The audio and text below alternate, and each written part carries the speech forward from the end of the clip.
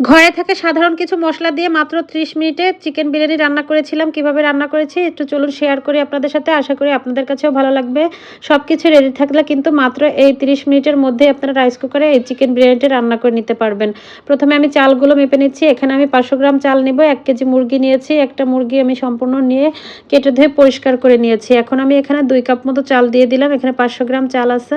তো এখন চালটাকে আমি একটু ধুয়ে তারপরে একটু পানি দিয়ে ১০ মিনিটের মতো ভিজিয়ে রেখে দেবো। এতে করে কিন্তু আমার ভাতটা ঝরঝরেও হবে এবং চালটা একদমই ভেঙে যাবে না। এই তো আমি কয়েকবার ধুয়ে নিয়েছি।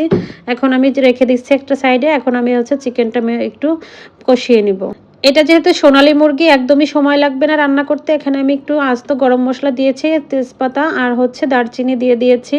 আর এখানে দিয়ে দিলাম পেঁয়াজ একটু হালকা ভেজে নিয়ে এখানে দারচিনি, তারপরে লবঙ্গ, এলাচ, কাঠবাদাম, কাজু বাদাম, সাথে একটু জিরা বাটা সবকিছু দিয়ে আমি একটা মশলা তৈরি করে নিয়েছিলাম একটু জয়ফল, একটু জয়ত্রী দিয়ে।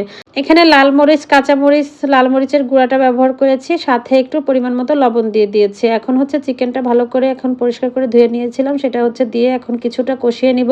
এই চিকেনটা কিন্তু কষাতে মাত্র ১০ মিনিট সময় লাগবে। এই তো সামান্য একটু পানি ছেড়ে আসছে, এই পানিতেই কিন্তু আমার চিকেনটা একদম কষানো হয়ে যাবে, সিদ্ধও হয়ে যাবে 80%। এই তো এখন আমি চিকেনটাকে সুন্দর করে একটু নেড়েচেড়ে কষিয়ে নিচ্ছি। চিকেনটা ঢাকনা দিয়ে ঢেকে আমি একটু পানি এখানে ব্যবহার করব না, এমনিতেই কিন্তু চিকেনটা সিদ্ধ হয়ে যাবে। এই তো দেখেন চিকেনটা কিন্তু একদম তেলটা উঠে আসছে আর একদমই পানি এখানে নেই। এখন আমি চালটা দিয়ে ৫ মিনিট মতো ভেজে নিব। চালটা দিয়ে ৫ মিনিট ভেজে নিয়েছি আর এখানে মুরগিটা কষিয়ে নিয়েছিলাম মোট ১০ মিনিট। আর ২০ মিনিট আমি যদি রাইস কুকারে এটাকে ঢাকনা দিয়ে ঢেকে দমে রেখে দেই ২০ মিনিটেই কিন্তু ২০ মিনিটও লাগে না। খুব অল্প সময়ে কিন্তু ১০ মিনিটের মধ্যে হয়ে যায়। আর ৫ মিনিট ১০ মিনিট একটু দমে রাখলেই কিন্তু বিরিয়ানিটা একদম পারফেক্ট হয়। এই তো সুন্দর করে আমি ভেজে নিয়েছি। এখন রাইস কুকারের মধ্যে সম্পূর্ণ বিরিয়ানিটা আমি ঢেলে নিব। তো আমার ৫ থেকে ৬ মিনিট করে এটা ভেজে নিয়েছি চালটা। এখন গরম পানি দিয়ে দিলাম আর সাথে দিয়ে দিব সামান্য একটু গরুর দুধ। আর এখানে আমি কিছুটা পরিমাণ একটু গুঁড়া দুধ ব্যবহার করব। কয়েকটা কাঁচামরিচও দিয়ে দিয়েছি। সাথে আমি ১ মুঠ পরিমাণ কিশমিশ দিব। এখন রাইস কুকারের লাইনটা দিয়ে মাত্র ১০ মিনিট ঢেকে রেখে দিলেই কিন্তু বিরিয়ানিটা একদম হয়ে যাবে। তারপরেও আমি আরও ৫ মিনিট ১০ মিনিট একটু দমে রেখে দেবো। এতে করে কিন্তু আমার বিরিয়ানিটা একদম ঝরঝরে এবং পারফেক্ট হবে।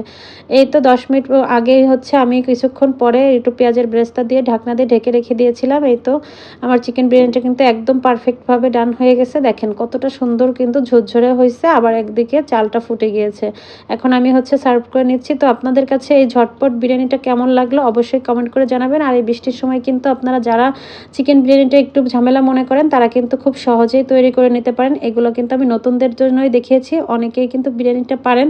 তারপরেও যারা নতুন আছেন তাদের জন্য অনেক হেল্পফুল হবে, কিংবা ব্যাচেলার ভাইয়ারা আছে তারাও রান্না করে নিতে পারবেন। সবার কাছে ভালো লাগলে একটা লাইক কমেন্ট করবেন। আল্লাহ হাফেজ।